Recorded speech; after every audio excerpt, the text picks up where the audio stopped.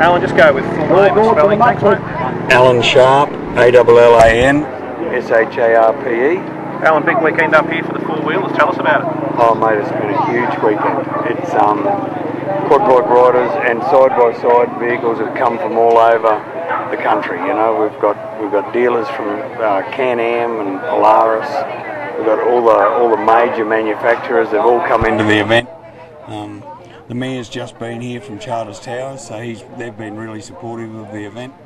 And riders have come from everywhere with all sorts of bikes and all levels of skill. What's the general feedback from the riders? Riders are loving it. Riders, as you can hear in the background, the riders are loving it. We've been really lucky. It's gone through incident free. So far with St John's Ambulance here, they've fixed one graze. Apart from that, there's been no major incidents or anything. So it's all been quite safe and a good opportunity for quad bike riders to show their skills and have a lot of fun. And around about how many quad bike riders we had visiting this weekend?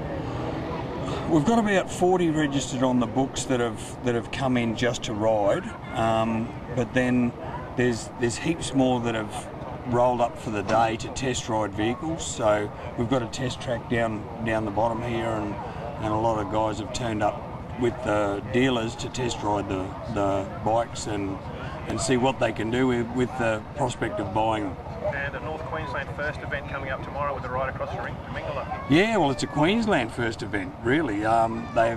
Queensland Transport is saying they've never granted a ride on a major highway or arterial road, so that's a big one. And we've got quite a few riders going through to Mingala, and we'll stop at the Mingala Hotel for a light lunch and then turn around and head back home again. So a 200-kilometre round trip. So there'll be some sore people by the end of that one, I think, and they'll eat a bit of dust, but they're quite looking forward to it. Excellent. Yeah. Great. That's just about all we need. Thanks, Alan. All right, mate. Thank you.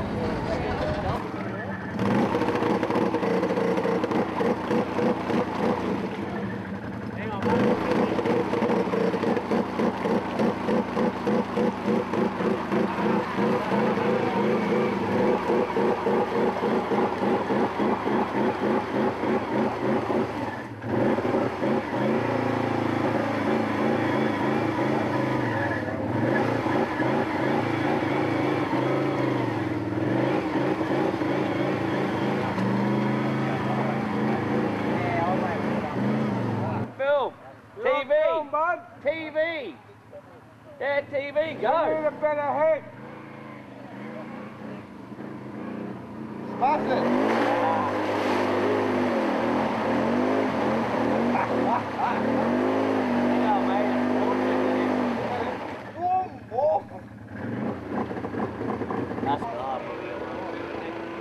What happens to it, though?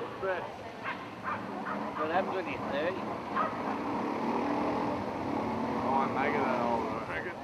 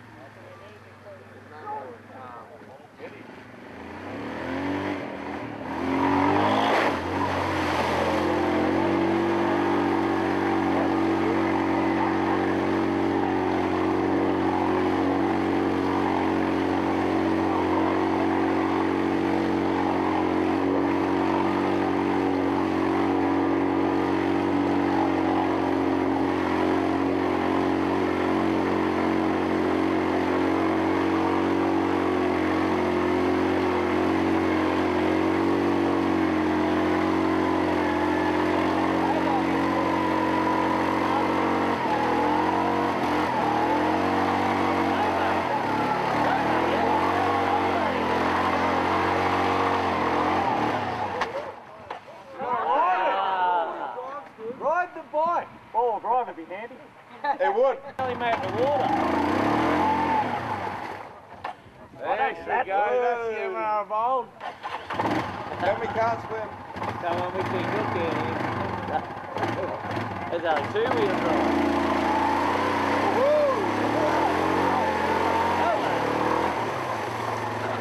Four-wheel drive, that's enough.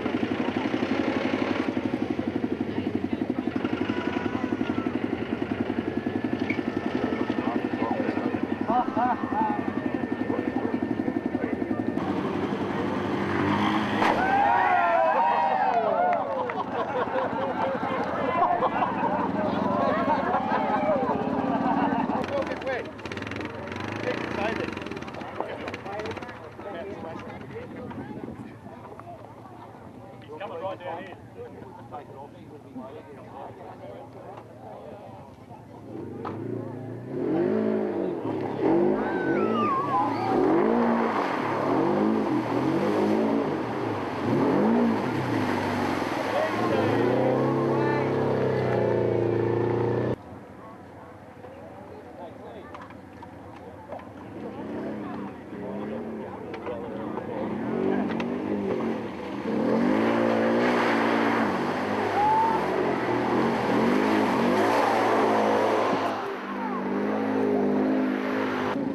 No, you're right. It's all good. Are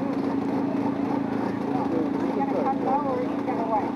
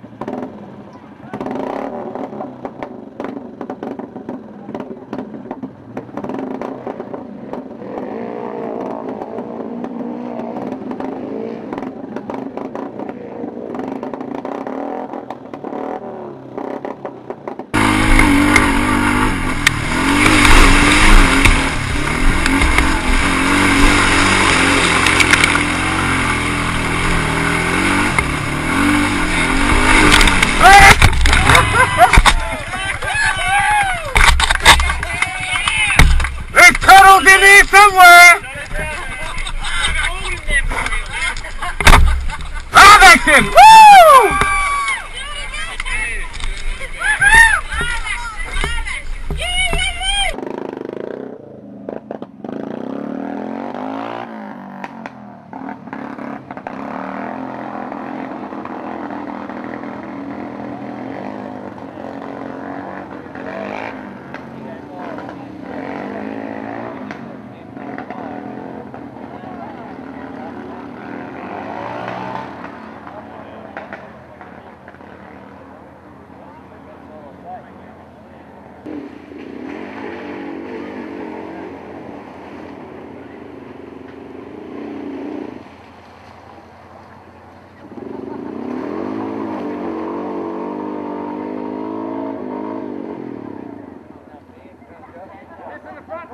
We just going.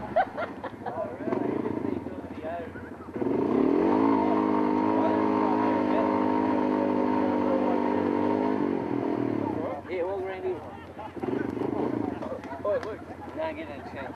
I'll take a watch home.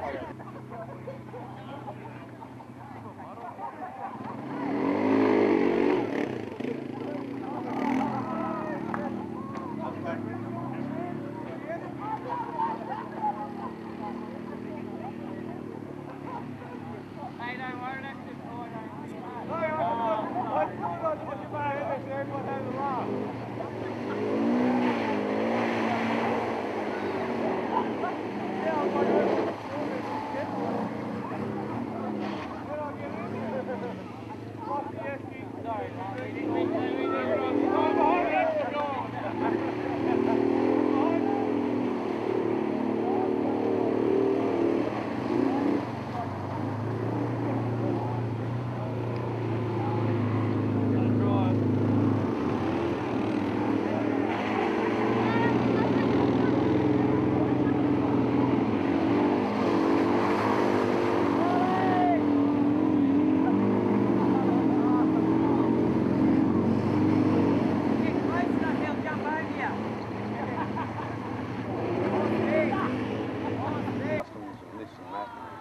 Come out with another story to cover their asses. Yeah, that's what we were told, so we'll come up here have a look at it.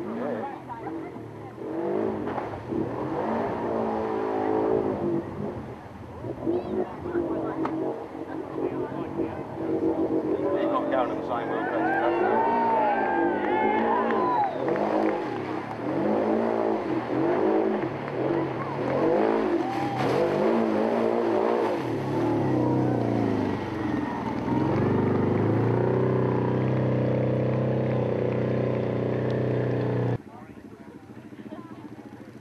We're all ready?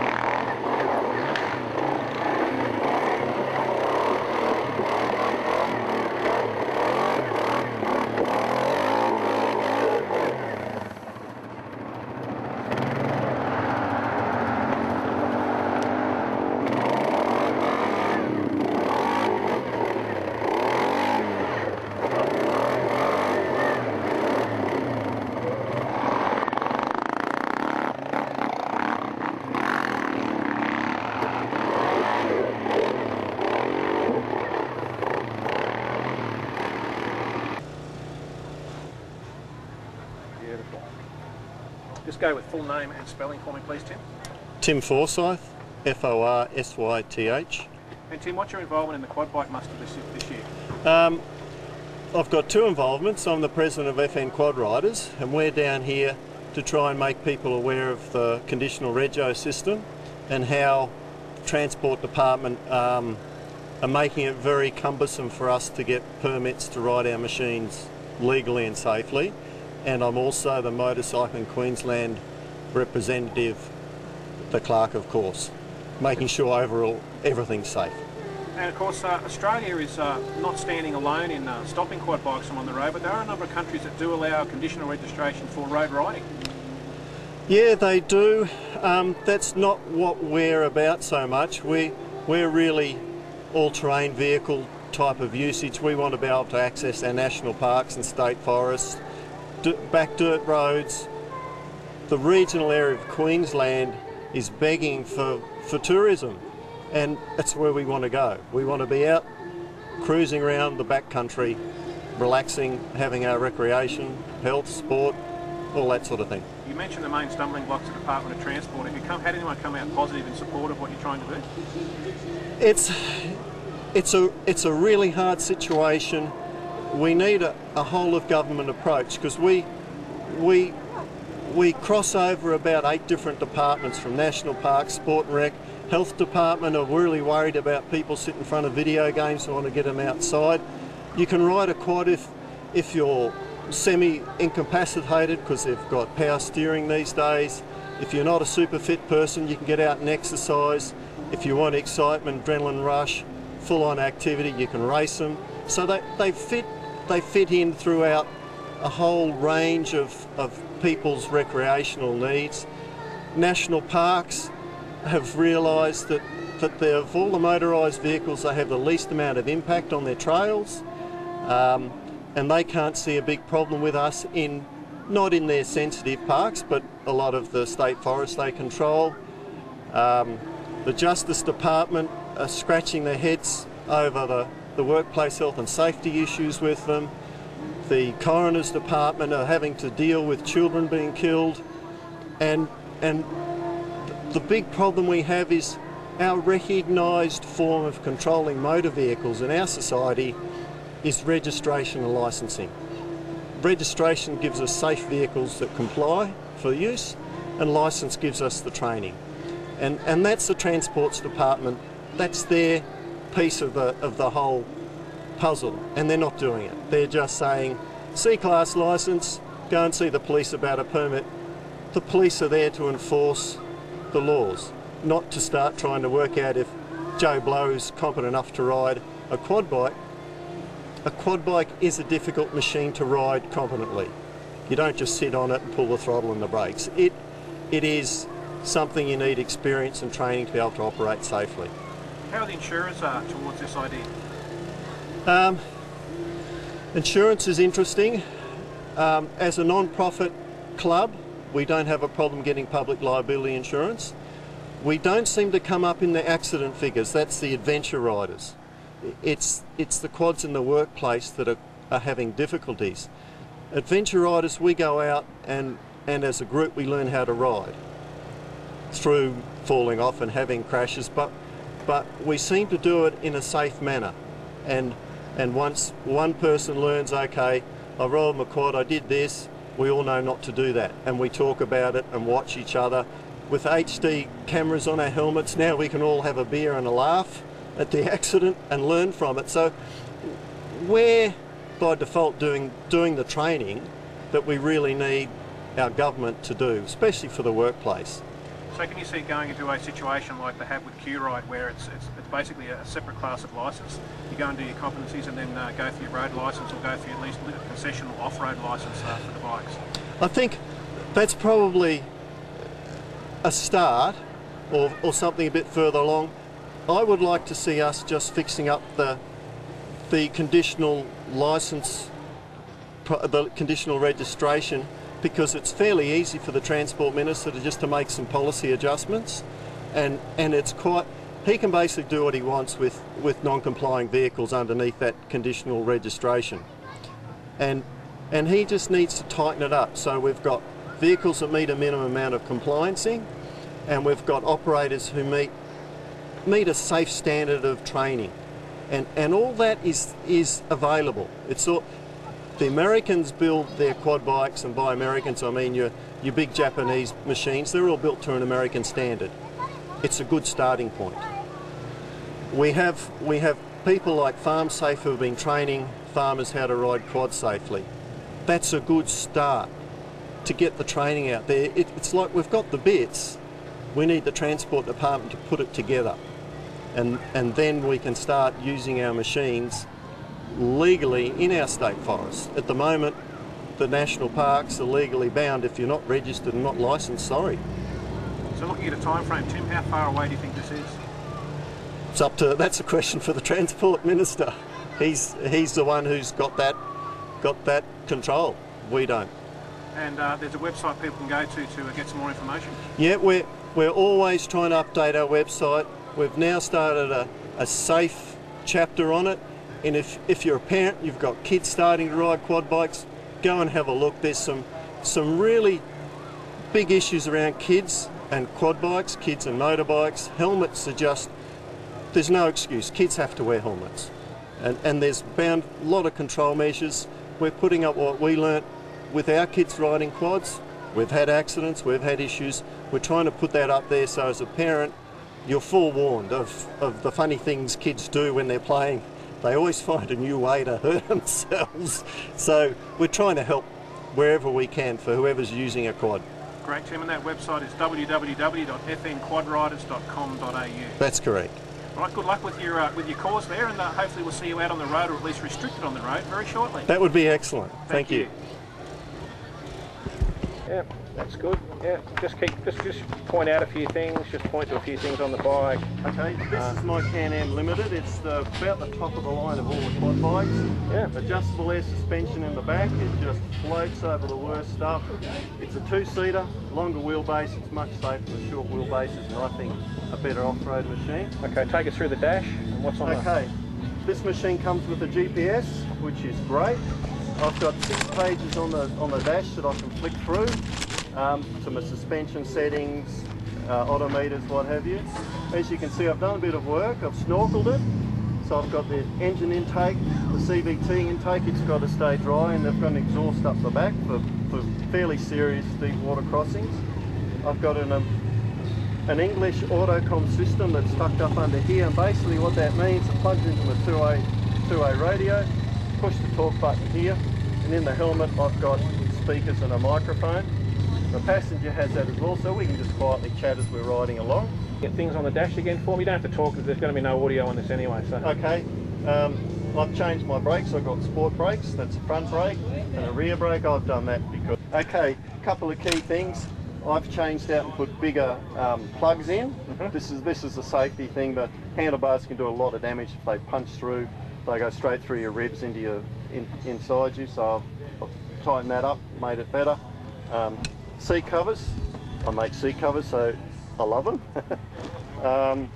Extra handlebars here for the kids so they can hang on. Yeah, handlebars for the kids so they can hang on better. Bum traction, because you do slide. These things will outbrake a Formula 1 race car, and you can't hang on well enough not to come forward. Girly lights, isn't it? Yeah. Well, it looked good in the Maze Festival when I was dressed as Ned Kelly, because we went in the Maze Festival as criminals, so we're all dressed up and I'm Ned Kelly. It looked good at night. Big HID lights for night riding, and big tyres I've put on it.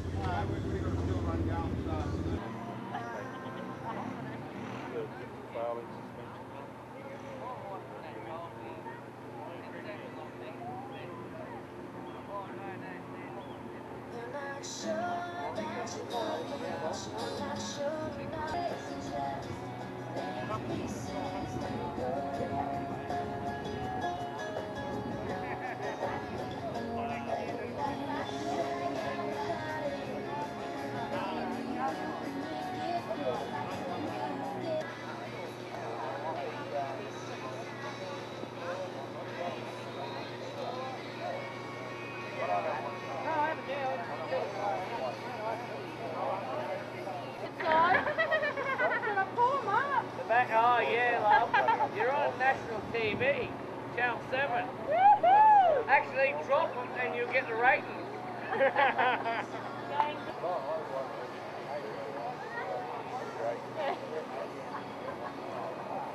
This is on the big room.